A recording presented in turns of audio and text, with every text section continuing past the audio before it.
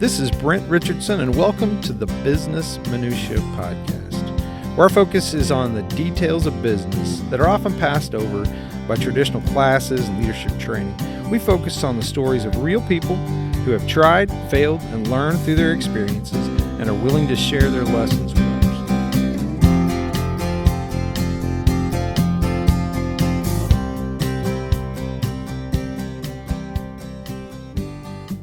It's been a crazy year, but my big recent victory is that I went back to work today for the first time. And that's not the victory, but I was able to get in my pants. I was able to. Were you nervous? I fought the COVID-15, not COVID-19, the COVID. You heard of the freshman 15. I'm talking about the COVID-15 for those of us that struggled with cardio and just in general having access to snacks Something and everything besides sweatpants. And right, exactly. So, what's the old joke about Skype interviews is you get the full suit, but you're in your boxers. Right. So after a year of that, I was stoked I could get in my jeans, and they felt like they did, before the pandemic. Well, fantastic. So, heck yeah, man. That's all a win. All that cardio paid off. So how was commute? It was awful. Yeah, it was terrible. People in vehicles, as soon as you get in a car, you just hate people immediately for some reason. Yeah. As soon as I've had this joke about this forever about, when you and I are face to face, we behave like normal people and we treat each other like we're humans and that we bleed the same blood and we it's normal. And then as soon as you get behind, a 2-ton vehicle or a computer screen, social media, a computer screen, everybody, I hate them. Right. Yeah. And that's the way people act. I'm like sitting here trying to drive. Like, why do you people all hate me? I'm just trying to go to work, man. So no, I'm not a fan of the commute, but it was nice to get back to the office. There wasn't, not everybody's back. So it was a little bit of a ghost town. But it was one of those things where you'd walk through and you'd see a human being, and I'm like, hey, you're not digital. You appear, and you're not related to me. Right. And I was immediately like, I want to go talk to this person. Right. I'm intrigued. But what's been interesting with you is, you have taken on a new job during COVID. Yeah, I'd never even seen my office, so that was interesting. You didn't know where your office was. Yeah, I had to find it. You have not face-to-face met the people that work for you. Yeah, I got to meet somebody for the first time at Report. That's crazy to me. Yeah, I like that. That was awesome. That was the highlight, right? I enjoyed the structure. We'll talk about this a little bit. We're going to talk about going back to work. Right. So we want this to be as evergreen as possible. It's one of our last couple of episodes we want to do. So we wanted it to be as evergreen as it can be. But we're really talking about post-pandemic, post-COVID-19 folks who are really probably full-time salaried office workers that are going back to work and reintegrating into that kind of culture. And what are some of the good and the bad of that? What are some of the challenges associated with it? But in general, I didn't know how I'd feel, and I didn't want to record this episode until I had gone back. Right. But I did like it. It's very similar to me to cardio. Yeah. When I'm working out, the first few minutes I hate it, and I don't want to do this, and I want to do anything but this. But maybe 5 minutes in, 10 minutes, some period in, I'm like, this was a good call. Right. And for you, I think it may have also been a little bit of a mental game because you chose to do it. It wasn't a mandated, you need to be in the office on Tuesday. And I also wanted to be careful to not put pressure on employees that you need to do it as well. Right. So it was really about, I had a lot of people ask me, in fact, somebody asked me, so why are you coming in? Is this being edicted? No, it's not being edicted.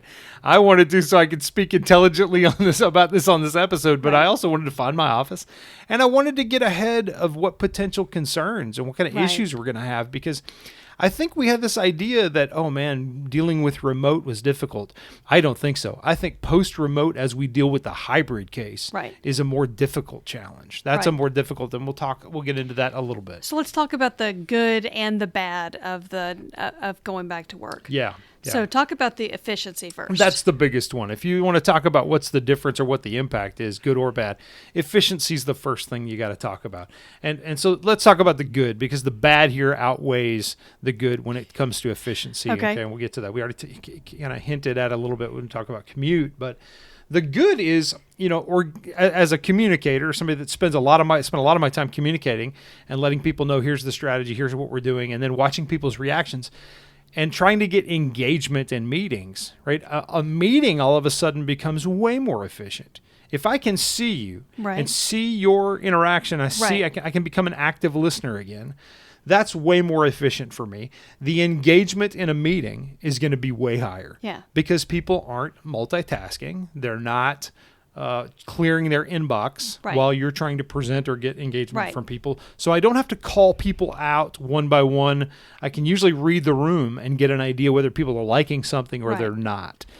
Yeah, body language. You can see cringe. You can see them look. It's all about the when body they get that language. cringe, they go, you go, okay, something went wrong. Let me circle back to this point and make sure that I understand what that cringe feedback was really meaning. But okay, so it's better in that regard. Even one-on-one meetings, I think, are better because you can read body language. Right. You can see what's going on. It's just more efficient. Communication is more efficient in that way.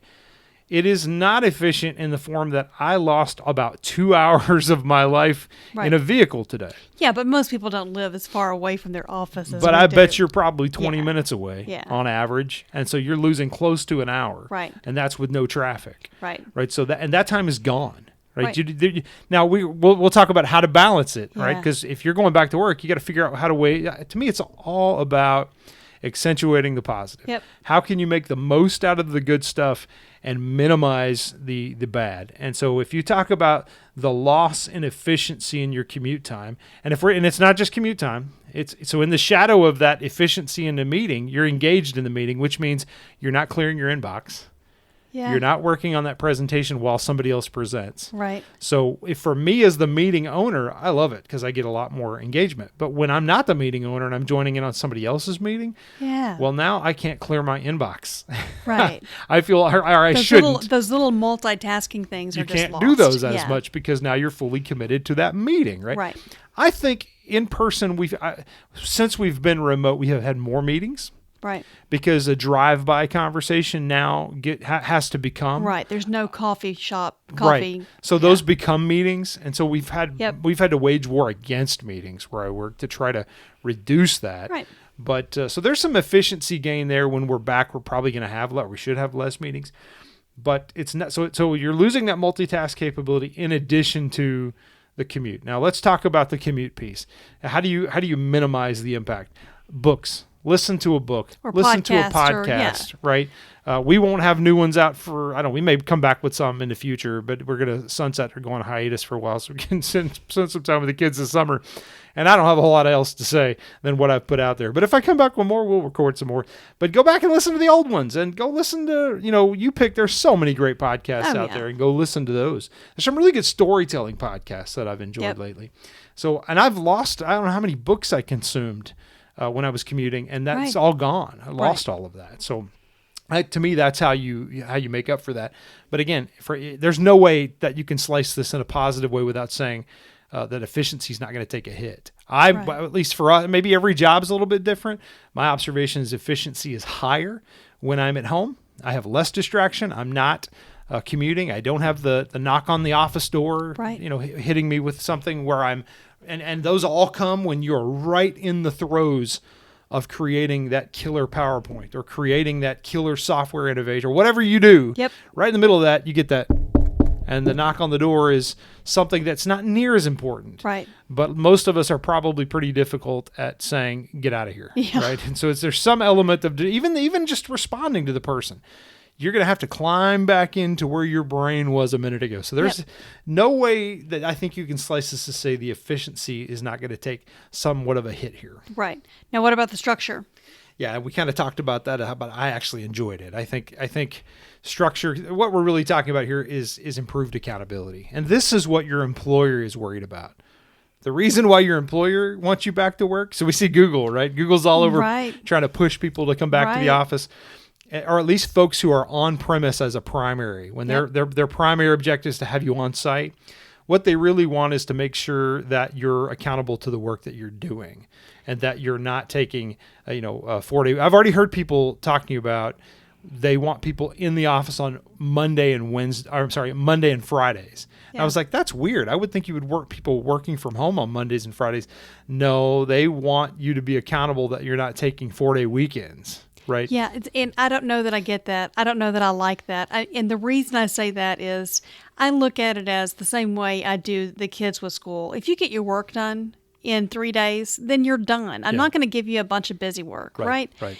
If you are being paid a full-time salary to get things done, then when you get things done, you should be done. And I think this depends on the company and what your company does, right? Yeah. There are some companies where how you do something is as important as what you do. Right. And there are many companies that what you do is what's important and the how is, I don't care, just get it done. Right. Get it done yesterday, cheaper than that, right? Right. So depending on what your company does, they may have good reason for why they want to do that. Maybe they do need to dictate the how quite a bit more. Right. I think in general for me though, philosophically, I'm a big fan of focusing on a results basis. It's way more efficient. Right. I don't have time to micromanage the how. Right. Right. The ideal employee to me takes care of that part, and I can just focus on what needs to get done, and you can go deliver the how. Yeah, and as far as the bad piece of the structure, I just see a nightmare coming. Like 4 companies trying to figure out the mask mandates, and everything is just fluctuating so much right now. And if you have an international company, then you have to deal with both what they're doing overseas and in America, and all of that kind of stuff is just going to be so complicated. Well, that's the negative of the structure. Yeah. Is for sure. That structure is beneficial. You're having to be forced to be back in the office at a certain time, and that structure can help people be more efficient and be more productive in some cases. Right. There are some people who certainly do. People who are earlier in their career that don't, we've talked about this before on the podcast, if you're earlier in your career and you don't have an expansive network to lean into, it's hard for you to just shoot a text message and solve a problem in 30 seconds. Right. That's my favorite thing to do. I'll be in the middle of a meeting and everybody's stuck and I shoot one text message and solve the problem. I love it. Super efficient. If you've been here 2 years, that's hard for you to do because you don't have that network yet. Right. So that's one of the, I think that structure can be beneficial in that way because it forces those network expansions. The negative, though, to your point, is that inflexibility creates a couple of problems. One that we'll talk about is the sense of entitlement that we've all gained from this flexibility, right? Right. And what do we mean by that? I'm now used to spending that 90 minutes that I was commuting now get spent on whatever I want it to be. Right. Sometimes it's work. I found it to be more work, but it also can be time with my kids. Right. And your lunch break has been cardio every day. And I get to spend my lunch out. So today I worked solid all the way through lunch. Right. Because I didn't really have a legit cardio option. Right. Right. Or I could come back to the office just sweaty and nasty, but I just don't like to do that. Right. But I guess you could, right? But for me, using that lunch hour for cardio is fantastic. Right. Right. It's a healthy thing, and that's a positive thing. That inflexibility, that takes that away. Your point about the masks and just the general mandates, you may have rules in terms of that you may have to wear a mask in your office. Right. Well, that's another example of inflexible structure. Right. Right. That's something that a lot of people really are not going to want. In fact, I didn't go back until they said, well, if you're vaccinated, then you don't have to wear a mask. I'm like, well, party on, man. I'm ready to go then. I don't want to sit in my office on a video call with somebody that's, working from home while I'm sitting there in a mask. That makes no sense. Yeah. Right. Yeah, it's going to be a challenge for sure. But what about our kids' school activities? You're talking about everybody going back to work, but our surrounding kind of peripheral time drains, not time drains, that sounds very negative, but the other things that go on in people's lives. Yeah. Those things have not all moved back. Right. To the way things were. They may never. Right. So while, you may want to go back to the way things were, employer, like the surrounding environment has not. Right. And I'm trying to avoid the new norm term because I get sick of hearing that. But reality is we're going to have to modify our behavior to the changes because it's not going to be the way it was before. Yeah. You got folks that have kids at home that are being schooled at home, and that might not change, right? So there's all kinds of changes that we've had there. And then there's also just this point of entitlement. We feel entitled. I've gotten so much time to spend with my kids. Right. And now you want to take that away from me? Right. That's tough, right? Yeah, so that's why you see employees kind of around the globe, or certainly our American-based folks that are kind of starting to, link arms together and say, no, I demand this remote capability. That's the reason. Well, and it's hard to say that we have not gotten our jobs done for a year from home. So if you're getting your job done from home, it's kind of hard to mandate going back to the office. Well, I think that's going to be company to company specific. I think there's definitely companies that there's no way you can say that they weren't impacted. Yeah. right? And there's organizations inside companies that there's no way you can say they weren't impacted. Yep. Right now. So they're probably itching to get back to a little closer to the way things were in the past. But I mean, we're going to get to this. I think the end of the story here should be, how do we take advantage of both? Right. How do we merge the worlds together? So talk about the community aspect. Yeah, this is the one I think is the most important, but nobody will want to talk about it. And that is, I don't believe that people were supposed to be isolated like this.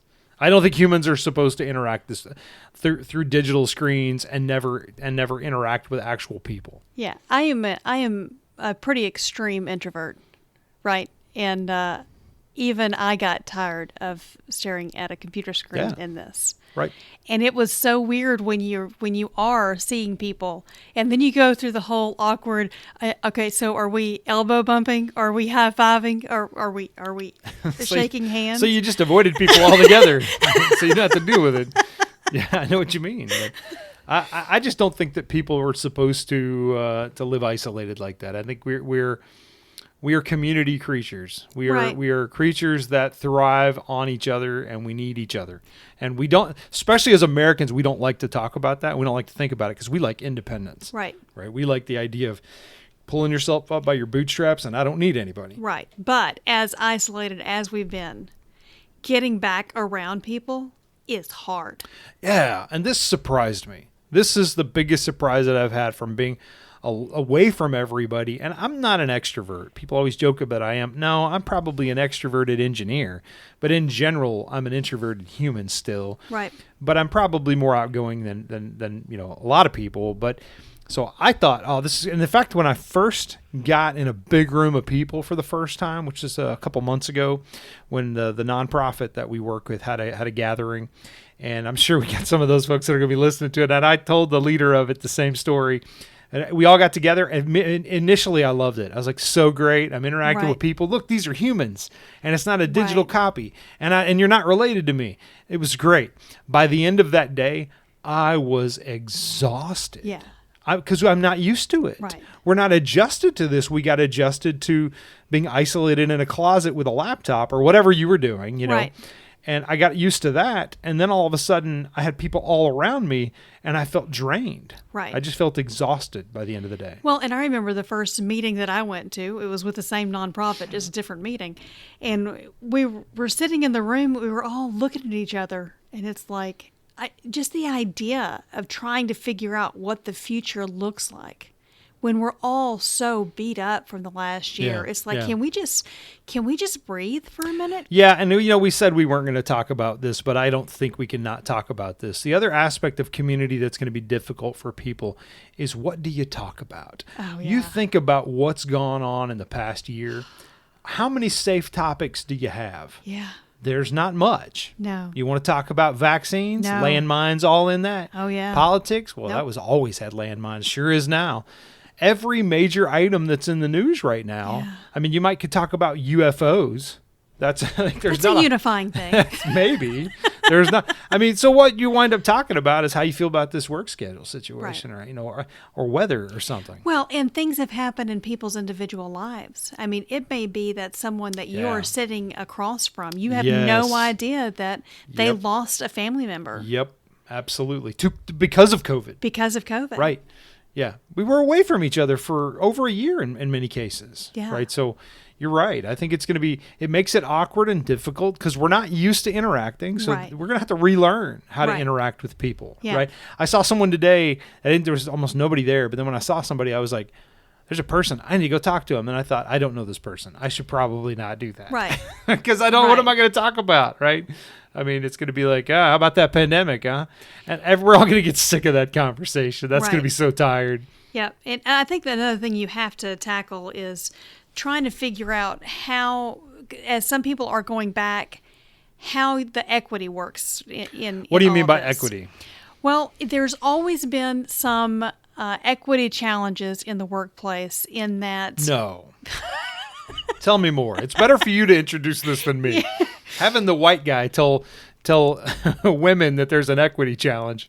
Well, the dudes will get together and go out for beers, and dudes will get together and go Play golfing, golf. Yeah. and dudes will get out and go do things together, right? Right. And business happens at those Strategy off-site happens. meetings. Yeah, absolutely. And people who are not at those meetings end up, being left out. Sure. And I think the same thing is going to happen here, because you're going to have some people that are going back to the office. And if you are in the office while some people are working from home, those meetings are happening around the coffee pot. They're happening on smoke breaks. They're happening when you are at home on your computer. Yeah, and this gets we're really talking about the equity between on-site employees versus remote employees. Yeah. And now we're kind of getting into what we think, well, I guess we'll get there in a second, but we're really going to get into what the hybrid schedule maybe should look like here. Right. But I think you're 100% spot on that's the challenge that we're up against next, is you're going to get some folks that are going to continue to work remotely. Right.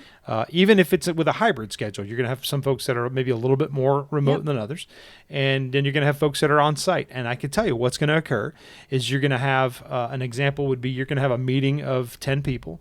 5 of them are on site and 5 of them are off. And the 5 on site somebody's going to throw a jab that says, oh, you guys are working remotely, living a good life, ha, ha, ha, ha. And it's going to be, they're going to be treated like second-class citizens. Right. You're going to be treated like, and in some ways, the folks remote are going to feel second class. Right. They're going to feel that. They're going to feel stress and pressure, and they're going to feel all of that. They're also going to be missing out on these happy hours. They're going to be missing out on the coffee talk and the places where those strategy conversations. They're going to be missing out on possible upward mobility inside of their own company because they don't have access to leaders and those conversations that can happen in the hallway. Right. But I think the jealousy is going to go the other way as well. Sure. Because if I am working from home and now I have time to go to my kid's soccer game and you don't, or I have time to travel and just take my laptop with me and take a conference call from Big Ben. That's right. Then I can do that. That's right. Right. So it kind of goes both ways there. You're going to have people that you're going to have this nomadic capability that comes with remote work. Yep. Right. That person could be anywhere. And I've done it. I've done work from Glacier National Park. Yeah. Right. So that was one of the perks of working from home is that. And so you really have kind of this equity balance challenge that goes both ways. How do we make that something that how do we balance it? How do we get both sides to where there is at least some equal distribution or an equal feeling of level playing field? Right. And I think that the hybrid model is probably the best way to go with this, or at least something that companies should strongly look at. Yeah, and I agree. I think the hybrid schedule would be something that we've probably needed for a long time. Right. Because there's some benefits for employers to hiring remote workers. Yeah. Right. You're getting a totally different pool of talent. Right. If somebody contacted me today to try to recruit me to work in Boston, I'm not moving to Boston. Right. Nothing against Boston. I'm just not relocating there. Right. It's not worth it to me based on where I live now and my current situation. It's not going to, or California. I'm not going to do that because it's going to take me so long to be able to afford a place that I'm going to want. But if it's not worth it to me. But if you can work for a company in California, from Texas, your talent pool just increased. Yeah. You have a larger talent base. So this starts to become an employee market instead of an employer market. Yeah. Right. So then the question becomes, how will employers manage and handle that? Right. Right. And some companies will learn the hard way and they'll have to wait until they have attrition. And there will be definitely some of that they'll have to work through. Right. But I think really for me, the faster you can get ahead of this and get a good solid hybrid schedule that produces as much equity as possible is the key. Right. But a hybrid schedule is not without its own problems. We already talked about the equity challenge. Right. But what are some of the other challenges that you would have with a hybrid schedule? What do we mean by that? Well, I would think that with a hybrid schedule, it would be everyone is going to be in the office on Tuesday and Thursday or Monday and Wednesday or whatever. Yeah. Everyone is in the office and our face-to-face conversations happen those days. Right. So that you can have those drive-bys, you can have those informal conversations, all of that kind of stuff. But I think that the problem with that is maybe Monday and Wednesday is better for you and Tuesday and Thursday is better for me. That's right. Who makes that decision? That's right. How do you balance all that? Yeah. That's tough, right? And then obviously if it's probably clear, but if it's not, we should spell it out. The challenge there is if I'm coming in on Tuesday and the people I want to see aren't there, this was all a waste of my time. Right. And I'd have been better off virtual. Right. Right. And I just wasted, 90 minutes of commute or 40 minutes or whatever your commute is both ways. You just wasted all of that time that you could have been doing something else or working or whatever. Right. And just had that flexibility and just in general be a happier employee. Right. So how do you actually have this conversation? I mean, how do you bring this up with your boss? So the boss says, okay, we are going to be going back to the office. How do you even start this conversation? I think it starts with understanding what the impact to remote work has had on your organization. Okay. I think it starts with understanding what problem has it created. Right. What are the challenges, either real or imagined, by your chain of command? Right. Because some of it is imagined, and it's usually, we're not sure what everybody, they're not going to tell you that they want more accountability. Right. It will show up in some other way. Right. So you have to filter through but I think that's the question to ask, which is what's been the impact? Right. You've got to define the actual problem statement. What are we trying to fix? Yeah. And then you could try to address that. Yeah. Right, and understand how has this manifested itself? How has it shown up? Have we had execution problems? Because I know of plenty of cases like that where we've had execution problems. Yeah. And then, let's address that. What specifically has caused that problem? Right. And how can we get in front of that? Because maybe a Tuesday, Thursday would resolve that issue. Right. Maybe we need some additional technology to address that, right? So the remote stuff is here to stay, right? That's not going away. Yeah. I think that's maybe the silver lining positive out of the chaos of last year is all of our companies needed to accelerate the capability to allow for more remote capability. And I think for years we thought, we just can't because we can't. Then we learned, actually we can. Once we were forced to, right? We learned we could. So I think that's a positive thing. Let's understand what the problem statement really is. What's the real issue what's the thing that's creating that dynamic? And now I think a lot of times you'll find your chain of command probably don't want to go back to work either, right? Yep. They're not too different from you, right? So they're probably thinking the same thing, and yet at the same time, they also, if they're worth their salt, they care more about the organization being successful than their desire. Right. So I care more about winning than I do you being able to write code in your boxers. Right. Do I want you to be able to do that? If it means winning, let's do it, man. Let's figure out ways to do that. But I like winning. And your leadership chain is going to be thinking the same way. Right. What is it going to take to win? So as a manager, if this hybrid schedule type thing starts working out, do you take the time to align with each of the people that are your reports on how are you feeling about this? What do you feel like you're missing out on in life and all that kind of stuff? Yeah, I think that's a healthy thing to do in general, just to keep in touch with your people. Heard. And absolutely. And listen. Don't just be heard, but listen to what they're having to say and what their challenges are. Like we talked about community, but community doesn't affect, how the value of community, and that we're not meant to be, living like this or working this way, completely isolated and not having some interaction. The reality we're talking about is mental health.